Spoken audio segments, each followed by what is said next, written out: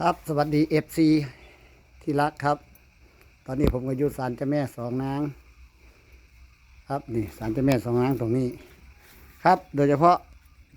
เดือนพฤศจิกายนครับประมาณวันที่4นะครับนี่บริเวณปากหอยหลวงนี่แหละผมสมชายบุญไซนะครับจะจัดเรือยาว30 ฝีพายนะครับจะเชิญมา4 ลำนะครับเพื่อเป็นการแข่งขันแล้วก็มีเงินรางวัลมีถ้วยให้เพื่อ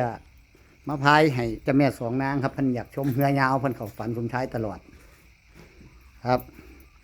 ก็เล่าต่อๆกันไปเด้อวันที่4 พฤศจิกายนวันเดียวกับแข่งเรือวัดหลวงแหละครับผมจะเชิญเรือหนองระคำมาแล้วก็เรือตกรอบให้เป็น4 ลำนะครับเพื่อมาแข่งขันกันพาย4 ลองนะครับเอาแพ้กับแพ้ไปซิ่งที่3เอาชนะกับชนะไปซิ่งที่1วันเดียวกันครับบ้านวัดหลวงนะครับหมายความว่าช่วงเขาพักเที่ยงเฮือวัดหลวงผมจะเอาเฮือตกรอบมาแบบประชาสัมพันธ์ต่อไปนะครับเจ้าแม่สองนางเราอยากชมเฮือยาวเอาโอเคนะครับเดือนพฤศจิกายนพบกันที่ปากห้วยหลวง